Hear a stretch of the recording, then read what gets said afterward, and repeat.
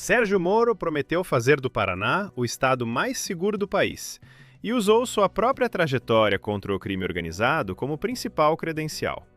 A fala ganha peso porque ele não está vendendo apenas uma proposta de campanha, mas tentando transformar a experiência como juiz, ministro da Justiça e senador em argumento de governo. O ponto central é entender se essa promessa de segurança tem base política, plano e força para sair do discurso. Fica até o final, porque a parte mais forte aparece quando Moro cita o PCC e tenta mostrar por que essa pauta pode virar o eixo da candidatura dele no Paraná. Muito tem se falado também sobre uma possível questão relativa a um possível apoio lá na frente do próprio atual governador Ratinho Júnior para a sua candidatura, a depender, claro, do andamento de todo esse período de campanha. O senhor aceitaria esse apoio para a sua campanha de bom grado? Como seria essa possível articulação se ela existisse? Olha, é preciso deixar muito claro, Bruno, que eu nunca fui adversário do governador Ratinho Júnior aqui. Na verdade, qual que é a nossa intenção? Nós vamos dar continuidade aos bons projetos do governador em andamento, seja para a população, diretamente para a população, seja, inclusive, na parceria com os prefeitos. Vou interromper rapidinho o vídeo só para te pedir uma coisa. Se você está gostando desse conteúdo, já deixa o seu like e se inscreve no canal. Isso ajuda muito o canal a continuar trazendo conteúdos relevantes como este para você e também mostra para o YouTube que você quer receber mais vídeos nesse estilo. Muito obrigado por isso. Agora vamos continuar com o vídeo. E com a sociedade civil ou as entidades empresariais, as feiras, por exemplo, de agronegócio. Queremos fomentar essa atividade que é tão importante para o desenvolvimento econômico do nosso estado. Então, acho natural essa possibilidade. A gente vê que ele tem alguma dificuldade com potenciais pré-candidatos ali do lado dele, mas nós estamos de portas abertas em relação a todo mundo. Nós vamos somar, nossa ideia é somar. Eu tenho usado muito a expressão, primeiro vamos proteger o nosso estado, fazer do estado a nossa fortaleza. Aliás, dentro do nosso projeto, um ponto central é fazer o Paraná o estado mais seguro do país. Não basta lá estar entre os 10 mais seguros, estar em quinto, sexto lugar, não. Nós queremos ser o estado mais seguro do país. Hoje, os melhores indicadores são do nosso vizinho, aqui, Santa Catarina. A meu ver, isso é inaceitável. Nada contra os catarinenses, mas nós temos condições, inclusive, de fazer melhor. Como eu fui ministro da Justiça e Segurança Pública e tenho 22 anos de juiz de enfrentamento, inclusive, do crime organizado, eu creio que nós temos aí condições de se apresentar como o pré-candidato da Segurança Pública, assim como o PL é o partido da Segurança Pública no estado do Paraná.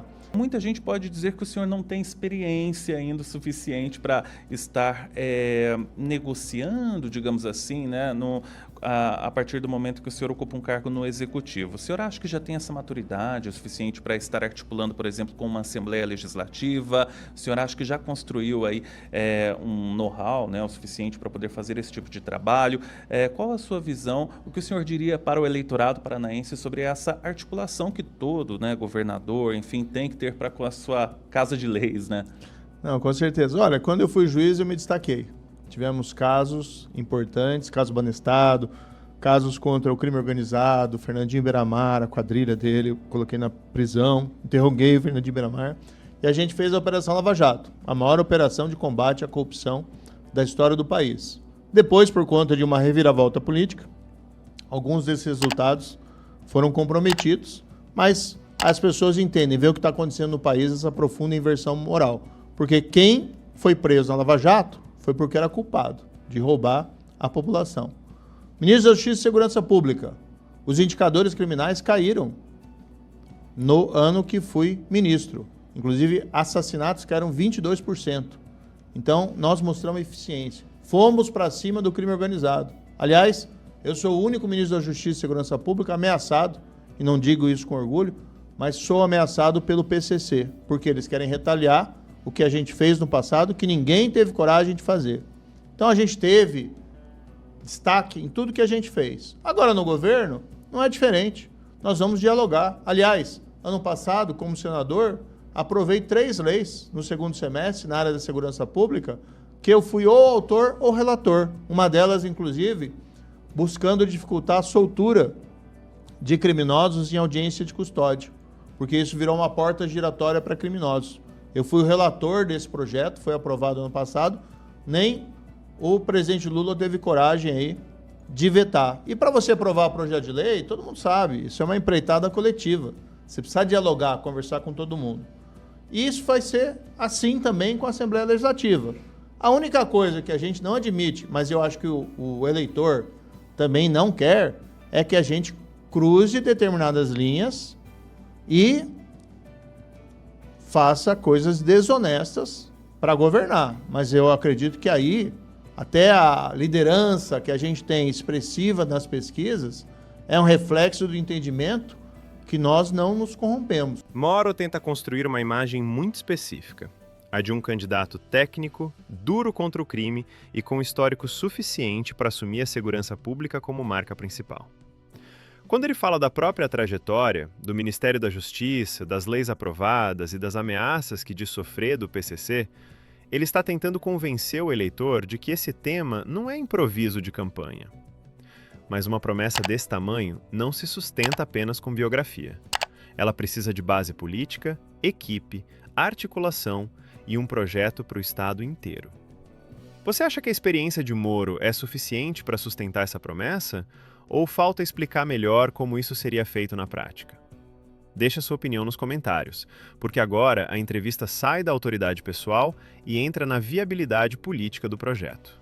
Pois é, falando justamente sobre essa união, né? A senadora, aqui pelo PL, nós tivemos aí um ato de prefeitos que chamaram a imprensa justamente para falar sobre a saída desses membros, né, do PL, justamente porque estavam contra a sua candidatura em apoio a uma possível indicação, qualquer fosse o candidato do atual governador Ratinho Júnior, né? Houve aí, falou-se em uma debandada do PL de pessoas que não estavam a favor da sua candidatura. Como que o senhor pretende aí convencer as regionais que ainda estão, digamos assim, sem apoiá-lo até este momento? Olha, não houve, de fato, uma debandada. A debandada que foi para dentro, porque nós tínhamos, por exemplo, 5 deputados estaduais e hoje nós temos 12 deputados estaduais do PL, assim como dobramos a nossa bancada de deputados federais. Nosso grupo é muito forte, nós temos uma chapa aí com o pré-candidato Felipe Barros, deputado federal, que é um dos líderes da oposição ao governo Lula lá no Congresso, e o Deltan Dallagnol, que abrilhantou o país lá com a atuação dele na Operação Lava Jato. Agora, em relação às demais lideranças, nós estamos com portas abertas, estamos construindo um projeto sólido. Convidei para ser pré-candidato a vice o Edson Vasconcelos, que foi uma liderança ali inovadora da FIEP, hoje está licenciado para poder concorrer. E nós vamos apresentar um projeto aqui com enfrentamento dos pontos de estrangulamento da economia do Paraná. Nossas estradas, nosso problema de estabilidade de energia. Nós queremos ter um projeto sólido para a saúde. O que a gente tem visto hoje? Não basta você ter infraestrutura, construir hospital, construir prédio. Você tem que cuidar dali de dentro, de equipamento e de pessoas, dos recursos humanos, para bem atender a população. E a gente perdeu uma grande oportunidade também, Bruno, que foi na pandemia, a falta da digitalização dos serviços completos. Esse negócio da pessoa ter que ficar indo em posto de saúde, sem saber se vai ser atendido ou não, e ficar numa fila enorme. E as pessoas hoje têm o trabalho delas, têm a atividade delas, a gente tem que facilitar a vida das pessoas.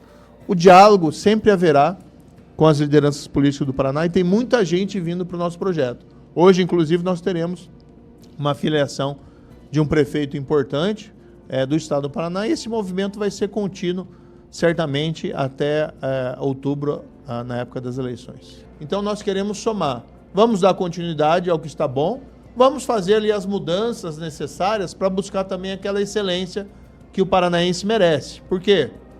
Por mais méritos que tem a atual administração, vamos reconhecer, as estradas no interior ainda são muito precárias, gerando inclusive acidentes contínuos, 277, por exemplo. Toda hora você está noticiando aqui tragédias, acidentes horríveis que vitimam vidas paranaenses e também estrangulam o escoamento da nossa produção. Temos que trabalhar esses temas. A gente vê hoje o professor desvalorizado. Eu sou filho de professores. Minha mãe era professora do ensino médio no Colégio Gastão Vidigal, público, lá em Maringá. Meu pai era professor da Universidade Estadual de Maringá. Dedicou a vida dele ao Departamento de Geografia. Então a gente sabe que a gente tem que evoluir muito e passa também por um trabalho na área de educação para valorizar o professor, para que ele tenha, inclusive, respeito na sala de aula. Hoje a sociedade vive valores invertidos, que o professor vai para a sala de aula e não é respeitado pelo aluno. Isso, para mim, é um absurdo. Isso não pode acontecer. Então, estamos desenvolvendo um projeto técnico. O convite feito ao Edson tem exatamente esse objetivo, colocar a nossa pré-candidatura, olha, é um projeto técnico para o Paraná, e eu tenho certeza que vai somar e dar continuidade ao que o Ratinho fez nesses últimos 4 anos, mas vamos buscar aquela excelência que nós sempre sonhamos. Eu também tenho um mandato de senador que eu tenho que cumprir.